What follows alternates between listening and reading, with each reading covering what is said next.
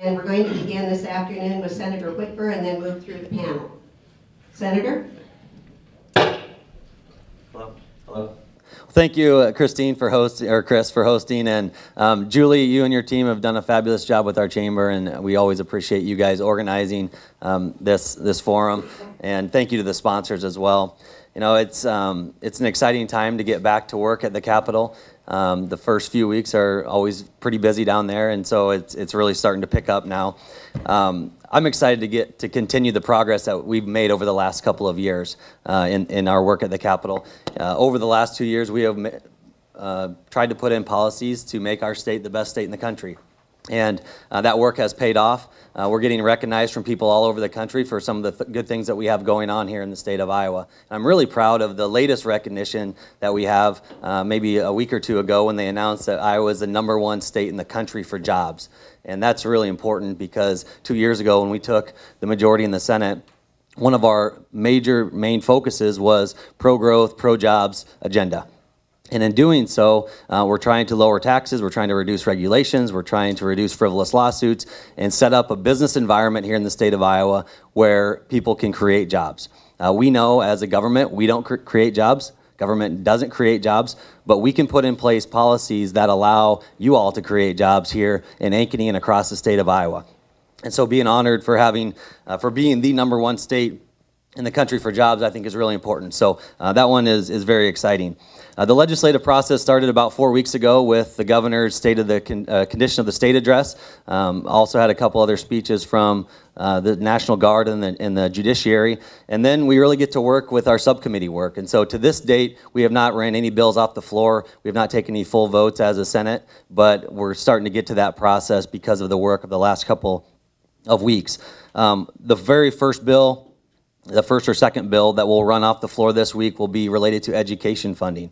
We have a state law that says we must commit our education amount within the first 30 days. And so I'm excited and proud that we've been able to negotiate that with the House and the governor and have that total ready to be off the floor and signed by the governor within that 30 days. And that commitment, just to summarize that, is about $89.3 million total in new money that is going to K through 12 education.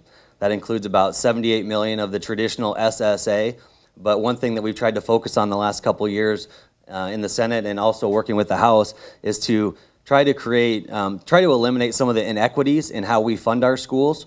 One of them that is important to Ankeny, I believe, is our per pupil funding.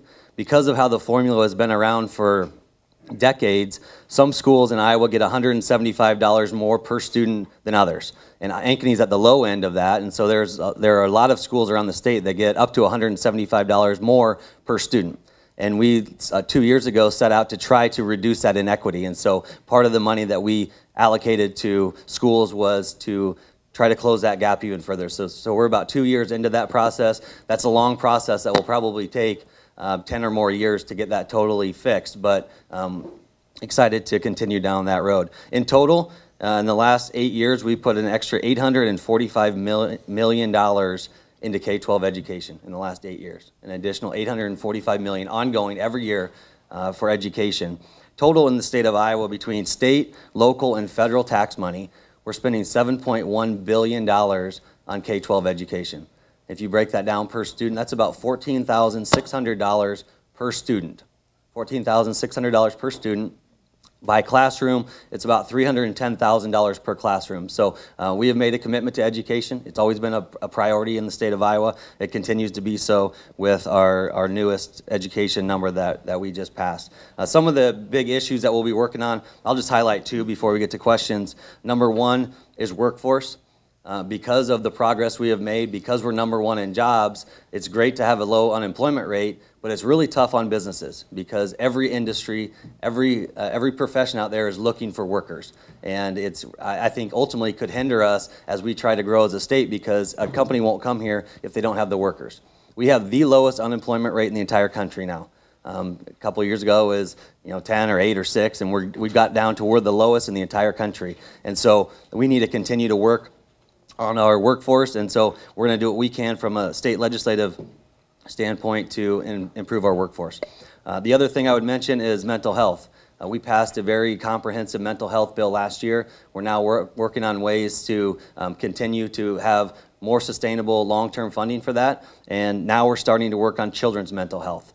The adult mental health bill that we passed last year, I wouldn't say it was easy, but considering how bills usually pass, it was pretty easy to get passed because a group brought us their ideas of how to fix the current system, and we basically put it into law. We said, great ideas, let's do it, let's put it into law. We did that last year. The children's mental health is going to be a little bit more difficult to solve because right now there is no system in place. There's no one coming to us say, well, this is the current system and this is what we need to do to fix it. We're basically starting a system from scratch, and so it will be a little more difficult on the children's mental health side than it was on the adult mental health side, but it's still a commitment nonetheless. And so the last thing I would mention, if I'm not sure how my time's going, but the last thing I would mention is our budget. The state of our budget is very strong.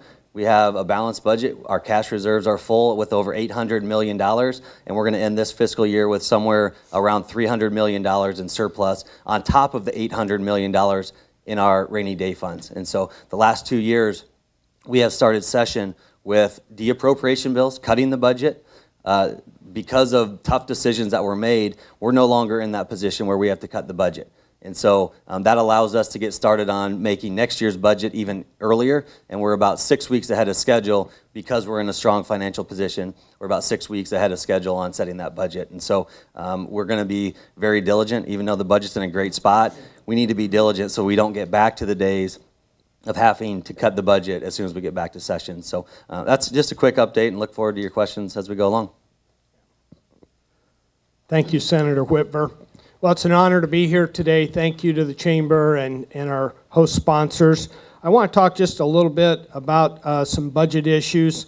I serve in the House as chairman of the Administrative and Regulation Budget Subcommittee. So I'm one of 7 members in the House that sets the budget for the state. And additionally, I serve on Appropriations Committee. I serve on Commerce Committee and Transportation. Those are repeat committee assignments for me. I served on those last year. I did have local government last year, and I don't have that this year. So for fiscal year 2020, which begins July 1 of 2019 and goes till June 30th of 2020, the governor's budget proposal spends 97.33% of ongoing revenue, or $7.658 billion. It's a lot of money. It's about 0.5% above fiscal year 2019. And that is because we had to go back and do a supplemental spending bill to fix last year's budget, and it left those numbers for us to work with. The Revenue Estimating Conference is projecting 1.8% growth. So 1.8% growth is the estimate. 0.5% is the spending growth. That's where we get to the $300 million that Senator Whitver was talking about as ending balance. Governor Reynolds has some priorities that she's laid out in her State of the State speech. She's looking for about a $10 million investment, new investment in broadband initiative around Iowa, a Future Ready Iowa program, which encompasses $17.2 million in called the Last Dollar Scholarship. That's for college students when they just are running out of money and can't complete their degree. There's some help from the state to get them across the finish line and get them into the workforce. There's grants and other parts of it that make up $2.8 million. K-12 education, as Senator Whitver covered, $89.3 million, $6,891 per student. STEM Council, $1 million. Regent Universities, $18 million new investment.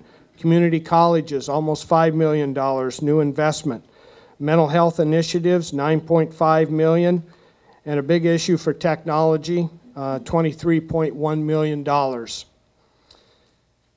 I want to give you just a little bit of flavor of some of the work that I've been doing as I go through the interim session. As we begin this session, it became apparent with my discussions with public safety officials and with our local highway patrol that there vehicles were being depreciated, and the commissioner had extended the mileage limit on those vehicles, changing it from about 120,000 to 135,000 miles. They were having to put in new engines, new transmissions, front-end work, repair work, to get them to that point.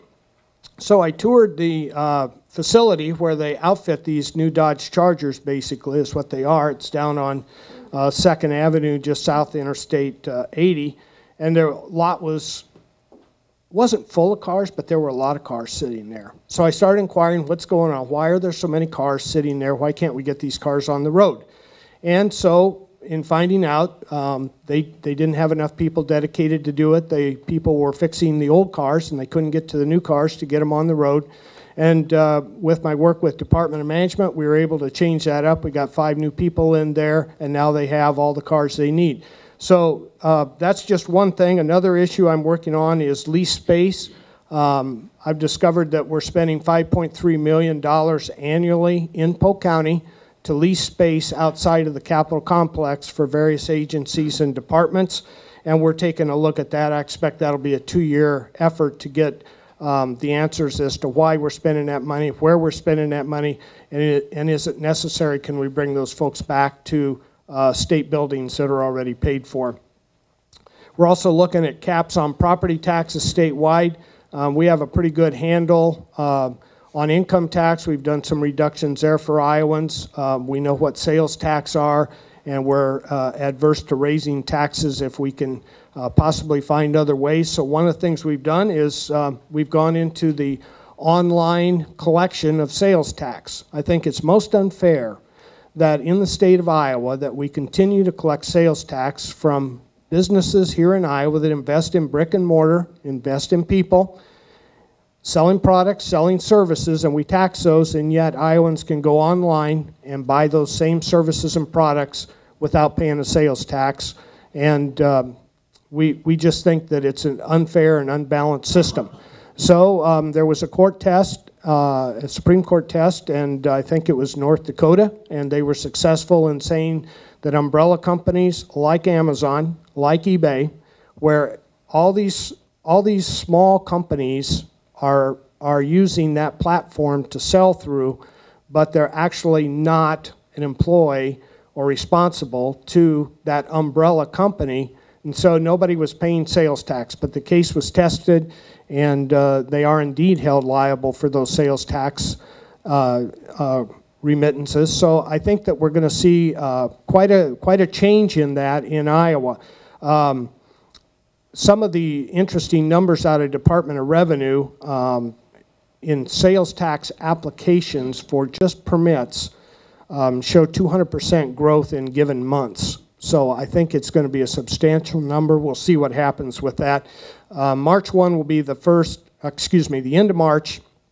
We'll have our first numbers on what the sales tax growth looks like and whether that's going to be a substantial amount of money for the state or not, and whether we can do more for relief of individual income taxes and property tax. And that's why we're looking at capping property taxes. That's the one area. The state has an interest of less than 1%. Those are all county and municipal and school issues, but we see a lot of disparity between the 99 counties, and we'd like to see a little bit more control put on that. So with that, I'm going to turn it over to my counterpart, newly elected Heather Matson. Welcome today. Welcome to your first forum. Thank you. Thanks, John. Thanks also, Senator Whitver, and also thanks to the Chamber for hosting this. I appreciate the opportunity to be here and to visit with everybody. Also, in the interest of time, because I see we're already at almost 20 past 12, I'm going to keep this really brief because I like questions. So, as John mentioned, I've been in the legislature for a whopping 4 weeks at this point, and so I finally feel like I'm starting to get into the groove of the schedule a little bit, but anyone who's been up at the Capitol knows that by nature, the schedule is completely unpredictable, so you can only get so in the groove of things before it completely changes on you. So I just wanted to let folks know what committees I have, and so that's primarily what I'm focused on, but obviously my interests are kind of all over the place, and so I look forward to conversations on any issue that is interesting to the people here and anyone in the district. So my committees are Education, Human Resources, Economic Development Budget Subcommittee, Economic Growth, Environmental Protection, and International Relations, which is not a standing committee, and most people would actually say that's a thing in Iowa. It actually is. So I'm very proud to be on that, though. Let's see. Issues-wise, the big things that have come up in the House so far as the committees that I'm on, obviously education and state supplemental aid. Both of my colleagues have already talked a little bit about this, so I won't go on too long other than to say that I'm a strong supporter of at least 3%. As opposed to the 2.06. I will certainly acknowledge that 2.06 is much better than 1. And I'm glad to see that there's been some movement in getting up to a higher number. But my caucus and I believe strongly that 3% should be a floor. Because at 3%, what we can acknowledge for the vast majority of districts around the state is that it at least meets the rate of inflation, maybe hopefully for most districts goes up above that, and starts to begin to address the anemic state funding that's happened over the last almost a decade, right? And when education as a whole has been systematically underfunded for that long, you really need to be upping your total amount, not just the total big dollar amount, but your percentage of growth in order to start to make up for it. So we believe that 3% is a reasonable amount. It isn't even enough for a lot of school districts to really begin digging out, but it's a reasonable amount that the state can afford to start to get ahead. And so that's why I'm holding tight at 3%. Another bill that our caucus has introduced that I'm really excited about, and I'm hopeful that we can try to get some traction on it, is regarding Medicaid. We know that, and the governor has said that managed care is here to stay, so I don't anticipate that we're suddenly going to change that this session. But what I think we need to do is focus on our most vulnerable Iowans. So thinking about folks who are part of what's known as the LTSS population, that's long-term services and support. So it's folks with severe disabilities, aging seniors, people that generally need help with kind of like everyday sort of things. They have really complex needs. And right now, those are the folks that are suffering the most under managed care, because managed care can do a pretty good job, right, when it comes to, like, if you were an otherwise healthy person and you just need to make sure that you're going to your doctor's appointments, that things are being taken care of, then that's okay. But if you have really complex needs, you're never going to, quote unquote, like, get better. Right? And managed care is all about making sure that you can reach these new goals and, get better and improve. And that's never going to happen with certain folks. So our hope is to kind of carve out from the MCOs the LTSS population and put that back under state oversight so we can make sure that they're getting the care that they need. And then the other piece of the bill is raising the reimbursement rate for providers who provide services to that LTSS population. When this managed care was started, that reimbursement rate was set at 2013 levels, right? And all we're saying is let's at least bring it up to 2016 levels. So it will help with providers and hopefully help address healthcare deserts that we're also seeing around the state. The other thing I'd like to mention is, one of the things that I talked a lot about when I was running for office was economic security and making sure that everyone, regardless of where they live in the state or their circumstances, has the tools that they need to get ahead. And a lot of that is addressing structural inequities that happen for any number of different reasons, right? Like, there are a lot of folks that if you are struggling, every little thing makes it that much harder for you to get ahead. And so right now I'm working on a bill that would address payday lending. And right now, if you were to go and if you didn't have a bank account or have any kind of credit and you were going to a payday lender, you could be charged 350% interest, 400% interest. None of us in this room would ever agree to that, right? But we have choices. And if we want to help folks get ahead, then we make sure that we have a system that allows them to actually get ahead. And so this bill would cap that at 36%. And that's something that I hope that we can find some kind of bipartisan support for. So we'll keep an eye out on that after we get that filed. But I just wanted to let you know that's something I'm working on. And I look forward to all the questions. Thank you. And I'm the last person to be in the way of all those questions, so I will do this very fast. Thank you, Senator and Representative, for being here with us and giving us the opportunity to interface with you. And thanks to the Chamber and our sponsors. Thanks to all of you for having the interest to come out this afternoon.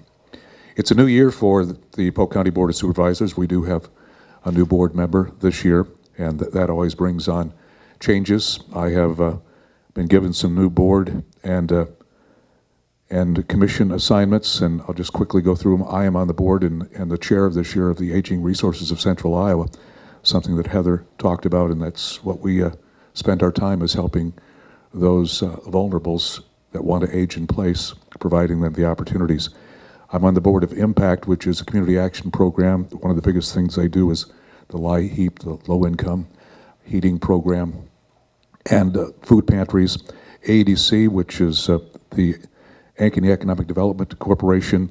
EPIC, which is the Eastern Polk Economic Development Corporation. That is really one of my great interests. And this year I was given the assignment to be a board member representing the county on the Greater Des Moines Partnership Board, which I'm very honored and excited to be on. And then also the Central Iowa Workforce Development Board. Some of the boards that I'm on personally is a Partnership for a Drug-Free Iowa. That's a very important one to me. And I just recently was asked and did join the On With Life Foundation along with the Ankeny Community Foundation.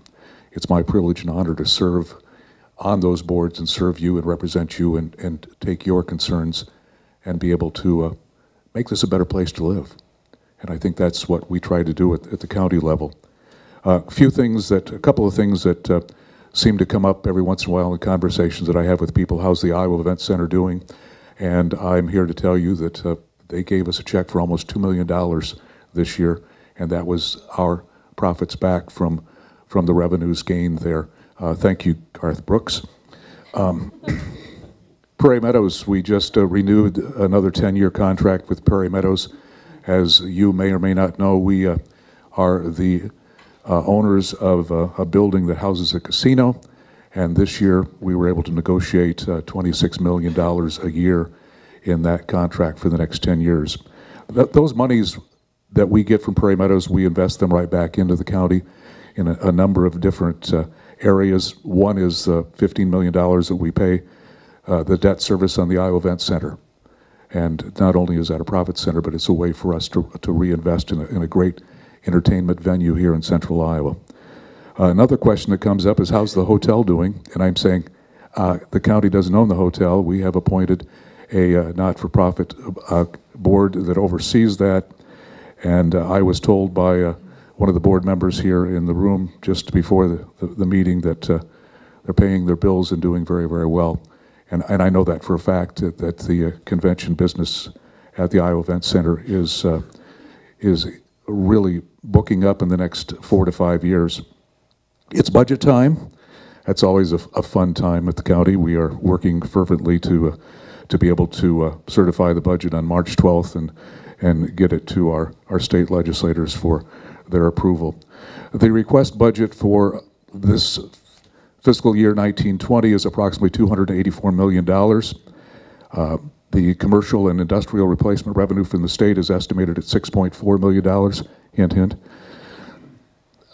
But the Polk County isn't, and I think all of the municipalities in Polk County are in very, very good position. Some of the things that we're looking at is the personal service wage and benefits, a continued implementation of the court master plan and conservation referendum, and we have a number of decision packages for this year.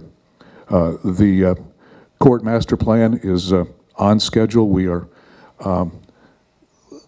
scheduled to take over the old jail, which is the criminal courts building.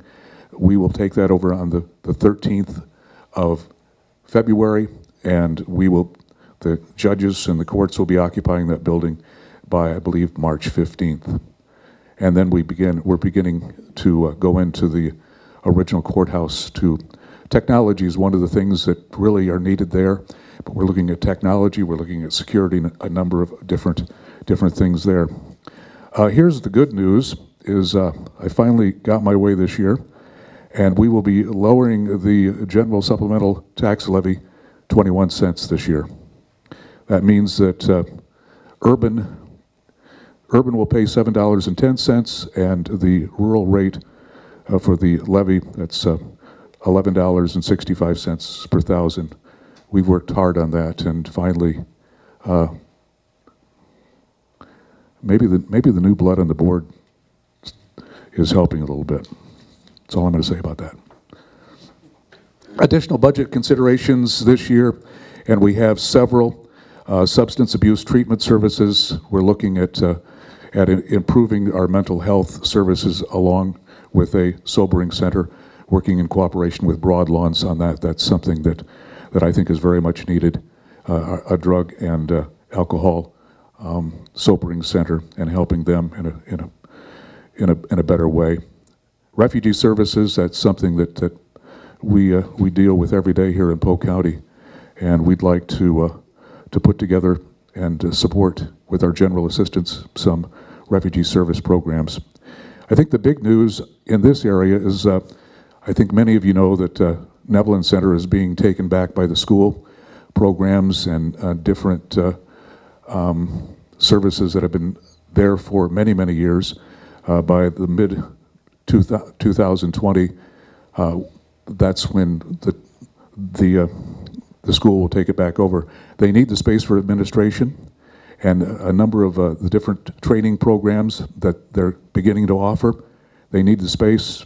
It makes sense, but it displaces a number of different programs, including our senior center and our congregate meal site. We feed about 125 people a day at the Nevelin Center, and where is the facility in Ankeny that can house that? This room's not quite big enough.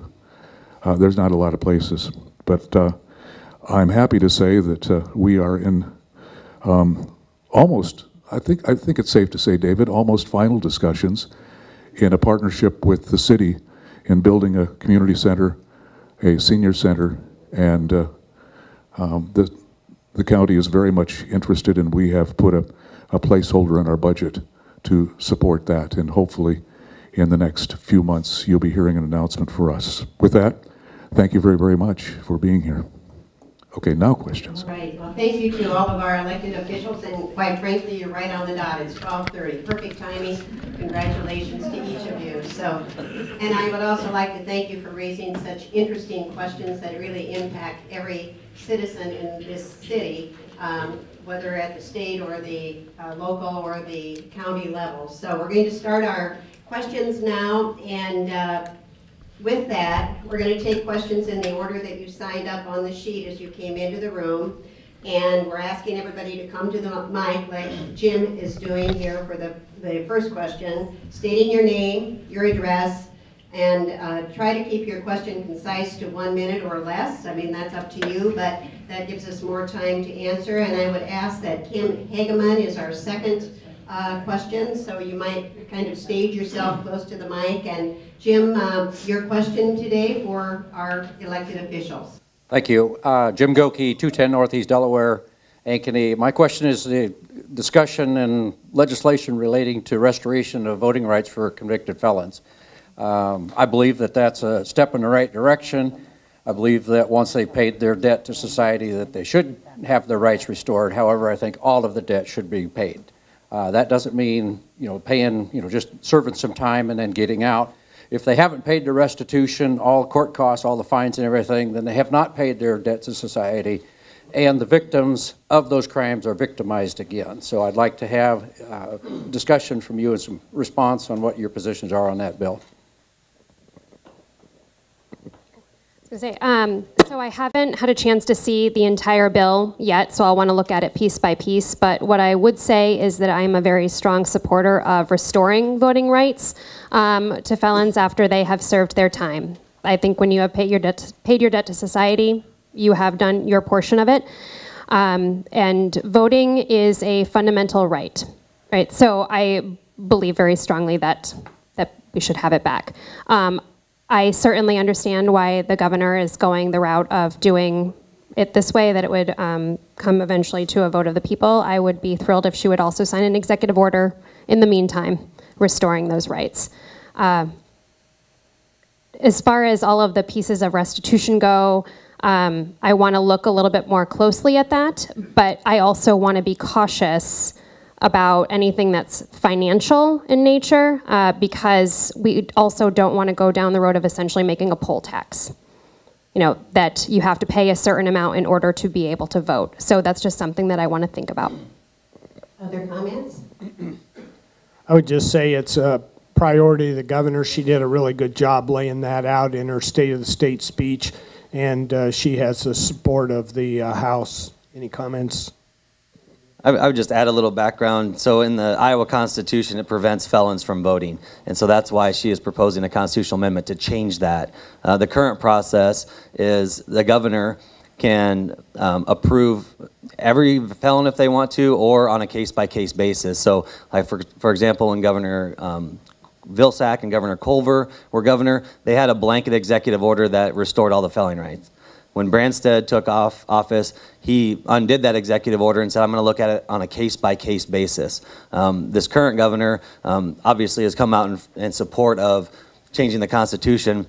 So far, Governor Reynolds has not, to my knowledge, signed the executive order to grant blanket rights similar to what Vilsack and Culver did. So that's a discussion that we're having. I would agree that at the minimum, restitution does need to be paid. I mean, I understand the fundamental right to vote, but I also understand that there are victims on the other side of these felonies as well. There are people that maybe were killed in vehicular homicide wrecks. There were people that may have been raped or sexually assaulted. Those families, you know, they have something to say about it as well. And so there are people that have committed financial crimes, not just their court costs, but financial crimes, stealing money from people. We saw a case in Cedar Rapids that it was tens of millions of dollars from their financial client. Those people haven't been paid back, so there are still victims on the other side that we need to consider as we're looking at this issue. Very complex issue for sure. And Kim, you have a question, but Elle Womble, go ahead and state yourself close to the microphone as well. You're next. Kim, state your name, address, and so forth. Kim Hageman, 11771 Polk City, Iowa. I'm here to inquire about what has happened to any legislation and any monetary fixes to the child care cliff. I know that Governor Reynolds indicated last year at some time that she wanted that fixed. And it is a situation where certain people are actually denying getting raises, because getting a raise will put them at a level that decreases the money that support their get for child care. So it's kind of putting people in a no-win situation.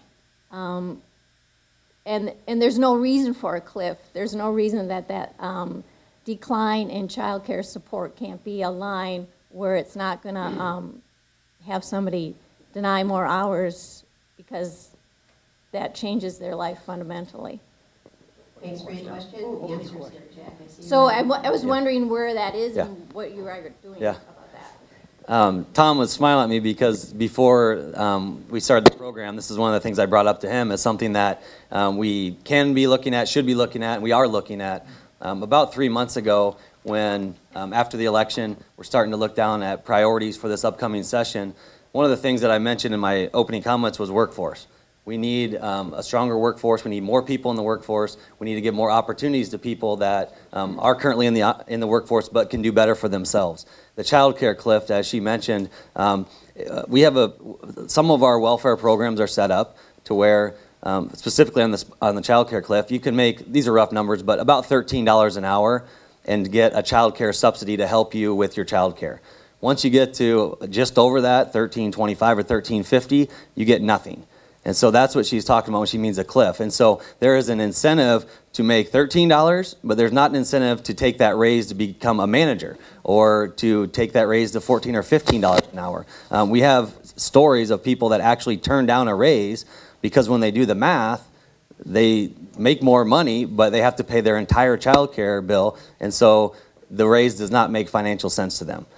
It's a system that, frankly, is set up, that needs to be set up better. And so when I talked to my staff about 3 months ago after the election, I told them to look into this and figure out how we can fix it.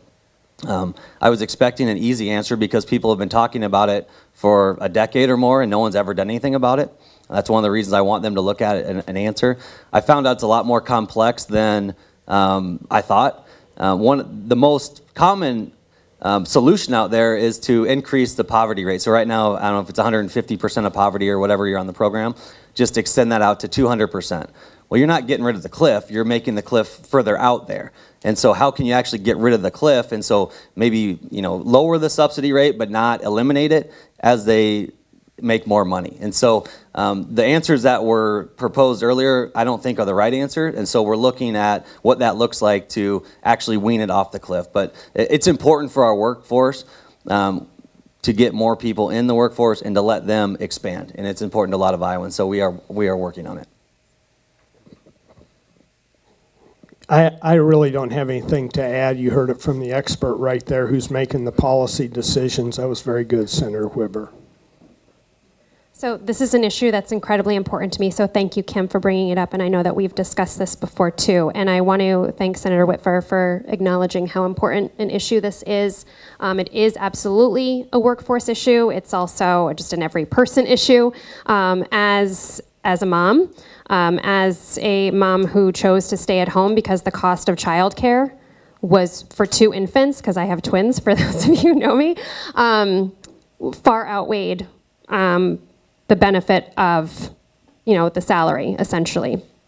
And so it is a huge problem, and I've discovered that a lot of folks really, if you're not kind of in the middle of having small kids or having a sense of how much childcare costs, have absolutely no idea that the cost of childcare can be more than your mortgage. And that is a huge number.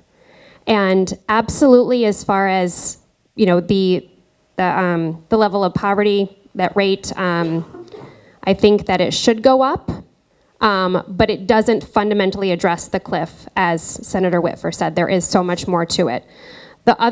So I absolutely am advocating for more of a step down, and it's one of those things that I have also discovered is way more complicated than simply just setting up a more staggered system. That being said, I do have a colleague in the House, and we're both working. She's taken the lead on it because this is very much her livelihood, of working on getting a bill drafted that does address these issues. The other piece of it, quite frankly, that is just as important, if not more important, is the reimbursement rate for child care providers. And this is the piece that I'm particularly focused on.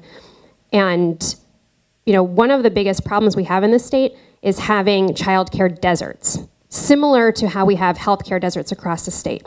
So when you think of it from a healthcare perspective, you might have healthcare providers that get really low reimbursement rates, and so therefore, for example, they're not taking new Medicaid patients, right? Because the cost of it, or they're not getting reimbursed for the same amount that they would get with a private insurance payer. It's the exact same thing for childcare. So if you are a child care provider and you accept child care assistance, the reimbursement rate from the state is dramatically lower than it would be if a family was just paying for child care. And so what we're seeing across the state is a number of child care providers who are no longer taking child care assistance, or they're capping the number of families they will take as their method of payment because they need a market rate. And so my focus is really on that piece of things and making sure that we can get it up to some kind of market rate. And there was a reimbursement rate increase, I think it was in the last legislative session, but it was only for a very select age group, so infants, because they're the most expensive. But what happens when those infants are no longer infants and they go up to the next level, and then suddenly that reimbursement rate is back down lower again? So that's something that we also need to address. Thank you for the question. Al, you have a question, and Jose Larquette, you're next, so stage yourself. Al. Hi, my name is Al Womble, and my address is 818 Ashmore Circle. I work in the construction industry, and here we are in a very beautiful area of some tremendous development. However, I've also seen from across the country, from my job, that our aging urban areas and certain rural areas, that infrastructure is crumbling. As we've rated it as a construction industry, a lot of it is rated at a level D, meaning not if it will fail, when it will fail. So what sorts of things do you think we can do to address some of our aging infrastructure here in Iowa in both our older urban areas and our rural areas, and is possibly an increase in the gas tax part of that particular plan? Thank you. No to the gas tax, but I have to ask you a question, Al. Are you talking about state infrastructure? Are you talking about state of Iowa-owned buildings? Yes. Yes. Can you give me an example of a building you're talking about so I can be specific? I'm looking more from my perspective with the type of construction I'm doing. Roads, bridges, that sort of thing. Oh, okay, fine. Yeah, so... I'm sorry, I didn't mean specifically buildings. I meant... Yeah, so then the answer is yes. That's how we fund the horizontal infrastructure in the state, is through the gas tax. The primary roads in the state, the primary road system, is in very good shape. We only have a handful of bridges left to repair. The 10-cent increase that we did has gone a long ways, and it's just a matter of time till we get to all those bridges and get those fixed. The problem that I have seen is the secondary road system. The farm-to-market roads, the county roads, continue to suffer. I've talked to the DOT director about that particular issue. There's about 5,000 impaired bridges. I had a bill 2 years ago that was signed by the governor, and so the county engineers do report an inventory county by county to the state DOT, and they have to provide that report to the transportation chairs in the House and the Senate as to that population of bridges that are impaired, and to what their plans are to bring them up to at least some acceptable condition for weight load. And I would tell you that there's about as many bridges coming into the impaired classification as they're able to fix every year. That's a function of that gas tax not going to the counties. It went to the state primarily. The counties are not the beneficiaries of that, and they're continuing to live off of property tax to fund those repairs. And it's going slow. The DOT is not sympathetic. I asked them about sharing that. There's no way that they intend to. They said it's mostly culverts and things like that that are just not that important. So we're going to continue to work on that and push to get the secondary road system up to snuff. We've got a long ways to go on that, but we're aware of it and working in that direction. I hope that answers your question. Yeah. Well, the secondary roads, there's, like I said, there's still some interurban areas where there are issues. Like one of the things you brought up is weight capacity. You know, when you're talking about individuals trying to get their products to and from market and that sort of thing, there's still roads that are in desperate need of repair. And sort of yeah.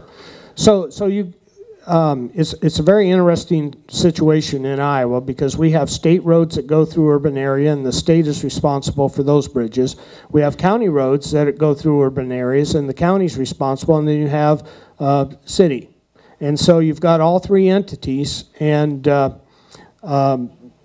all working their way through it, but they all have their challenges, not so much at the state level, but the municipal and the counties do have more of an issue with that because the cost of those bridges, the average replacement of a bridge, and that's not a big one, in a two-lane road's $1 million now. So it takes a lot of money, a lot of resources in these counties to bring them up to a level where they can take a loaded semi at a time. Some of these bridges have 20 and 30 cars a day over them, or less. And so it's very difficult for those counties to take a bridge like that and repair it when they've got one with 1,000 cars that's impaired and they need to get that up first.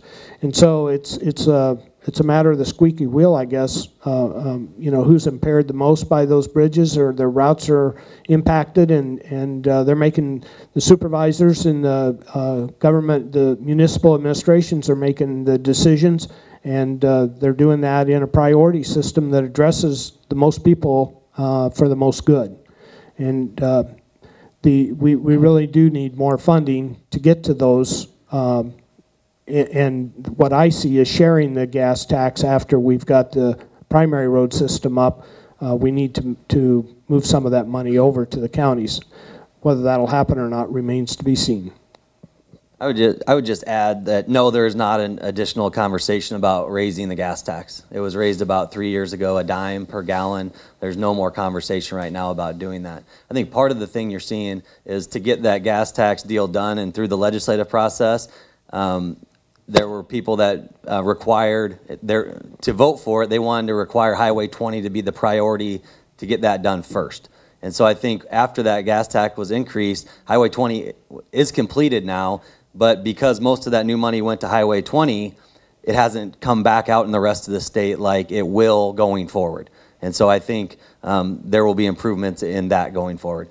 Just to add on about infrastructure, we have two different ways to fund our infrastructure. Our vertical infrastructure, our roads, is the gas tax. It's constitutionally protected. We also have, for our horizontal infrastructure, buildings, state-owned buildings, we have our Rebuild Iowa Infrastructure Fund, which is basically gambling money. So the casinos pay their 23% profit. It goes into RIF, and we allocate that however we want every year. And so what RIF became over time was basically a fund for people to put pet projects in, and they would fund this or that out of there, and we got away from the core mission, in my opinion, which was to take care of our state buildings. Over the last couple years, we have tried to draw that back as much as we can, and we put $50 million a year now into just major maintenance of our state buildings. And so because those buildings were neglected for a long time, the buildings at, you know, the Capitol and all the administration buildings around the Capitol that the state owns, those were neglected for so long, but we've taken steps to allocate that gambling money to where it should be going, which is that horizontal infrastructure and away from pet projects. So I think we've made a big improvement in that area. Good question, good answers. Jose, you're up next, and then Mike Rooney, please go to the mic. We've got about 5 questions left to ask, and we may or may not get them all asked today. As you know, we're going to finish up at 1 o'clock. So concise questions and answers. All right, thank you. My name is Jose Laracuente. I live at 354 Northeast 28th Street here in Ankeny, and I'm a small business owner as well. First of all, thank you for your service. You guys got some tough issues to deal with. Given that this is a chamber event, I thought I'd ask all of you, what do you expect to be the, and you've touched on this already, but maybe drill down a little bit more on what new initiatives, maybe your top 3 initiatives that for legislative proposals can we expect this session to help continue to enhance the business environment here in Iowa? Well, the top 2 that I would mention just off the top of my head, because we're on a short time frame, is number 1, our workforce. As I mentioned, we need to continue to get more people in the workforce. And so really we have 2 options. We can have people move to Iowa and grow our population, or you can get people that aren't in the workforce currently and get them in the workforce. And so one of the initiatives that I have been working on is similar to the child care cliff, but look at our welfare programs and initiate a welfare to work programs. And so try to get people out of the Medicaid system, the food stamp program. If they're not working, let's get them into the workforce and help them get jobs, improve their lives, their kids' lives, their families' lives. And so that has been a focus. The other thing is property tax. You know, we're continuing to work on property tax, and met with City Manager Jones. Did he take off? Met with him, trying to meet with all the interested people in that regard. And I don't have a proposal yet, but it's something that we hear every day going door to door. I hear every day going door to door through the campaign is property tax. And so we want to continue to find ways to hold down our property tax here in the state of Iowa. I would say that job training, number 1, that's just a big issue and has been, and we continue to support our community colleges and at the high school level too, where we're looking more at vocational type training. There's some very good opportunities for young people to get into careers that will actually pay bills, support a family. That's what we hope for. I would also tell you that we will fund the backfill again this year, is my opinion, and it's becoming more of a commitment. We don't want to impair property taxes by not funding that. And our goal is to keep a lid on all of the taxes, and we see that the property tax one is the most difficult. So we're continuing to work on that. And I did mention the online sales tax. I think that was a big issue of fairness here in the state of Iowa for retailers and service providers, and it was long overdue. Thank you for the question. I think there are a whole host of things that go into affecting a business community, but also just the community as a whole, right? It's not just about the regulations there are or are not on the businesses or the tax rates that are or are not on them. Workforce is obviously a big part of this, and I think we address workforce by also addressing quality of life, right? And because thinking about why do people choose to live somewhere? People choose to live and work somewhere because they like their schools, they like outdoor recreation. You know, they can get to a museum, they can get to a theater show, you know, all of those pieces, what makes our communities places where people want to live, work, and raise a family. So what I would like to see is some kind of progress on Iowa's water and land legacy, and funding the trust so that we can focus on cleaning up our water and outdoor recreation. That's a big part of building, you know, our communities. Making sure that our community colleges and our Regents universities and our K through 12 are funded at the rate they need to be so that we can focus on workforce and getting people the training they need is also really important. And I would say another big piece of that is affordable housing. Making sure that people can afford to live close to the places that they want to work, and that helps build up our communities too. Thank you for that. And we have Mike for the next question. I don't know, Steve, did you have any comment on that last question? All right. All right, that sounds good. And Megan Albaugh would be next, and we may or may not get through all the list, but we'll get through at least these two. I'm Mike Rooney, 3230 Southwest Woods Court. I'm here in two capacities. One, the school board. Dr. Kimpson apologizes he couldn't be here. Second is myself as a school board member, which I'll speak to first.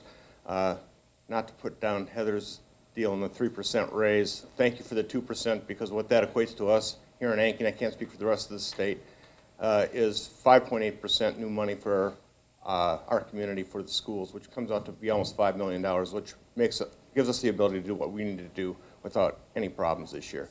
The second more important issue that I would like you guys to address would be pushing SAVE and moving that sunset out, because it's probably the most important thing for education in the state of Iowa, and it almost got passed last year, so I would just look for an update on what it could mean from you guys to the percentage chance, or what do you think of getting this done?